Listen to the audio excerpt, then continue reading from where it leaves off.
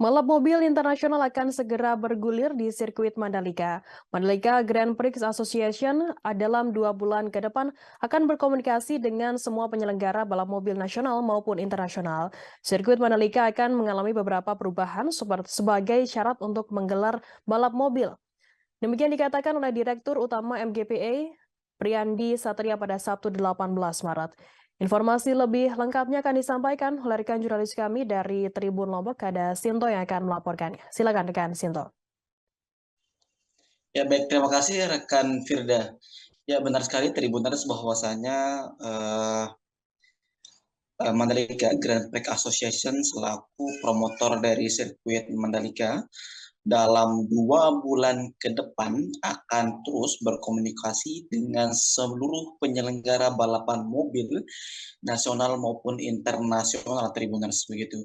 Tujuannya adalah karena dalam beberapa bulan ke depan memang MGPA juga akan melakukan beberapa persyaratan atau beberapa permintaan dari Federasi Internasional Mobil atau FIA yang memang telah melakukan inspeksi beberapa waktu yang lalu di sirkuit Mandalika Tribuners begitu.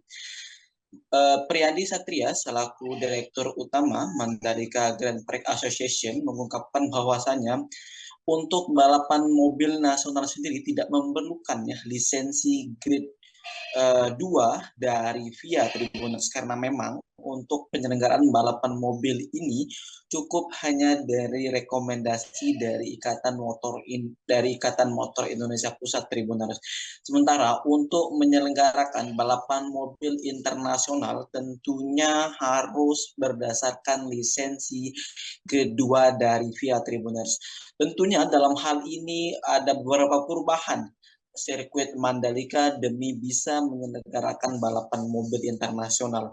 Utamanya adalah mengenai perubahan pada starting grid ya atau penyesuaian garis start Tribuners yang dimana ada juga penyesuaian dinding surface road, ada juga penambahan track limit dan beberapa hal lainnya seperti polisi tidur Tribuners. Termasuk juga ada perubahan susunan tire barrier ya atau pembatas ban Tribuners. Nah, beberapa dari perubahan ini akan dipasang dengan sistem bongkar pasang agar bisa dibuka ya dan digunakan untuk balapan motor mulai dari MotoGP hingga WSBK Tribuners. Ya, kemudian semua rencana perubahan pada sirkuit Mandalika dipastikan tidak akan ya mengganggu jalannya balapan motor atau yang lainnya Tribuners. Hal ini tentunya ya dengan perubahan ini dilakukan melalui persetujuan dari FIA maupun dari FIM. Jadi ini tidak akan mengganggu kegiatan balapan motor seperti WSBK, MotoGP dan lainnya di sirkuit Mandalika Tribuners. Seperti yang telah diketahui memang beberapa waktu yang lalu perwakilan dari FIA asal Australia bersama dengan Ananda Mikola dan Bagus Hermanto telah menyusuri, berjalan, berputar mengelilingi sirkuit Mandalika beberapa kali dan tentunya target dari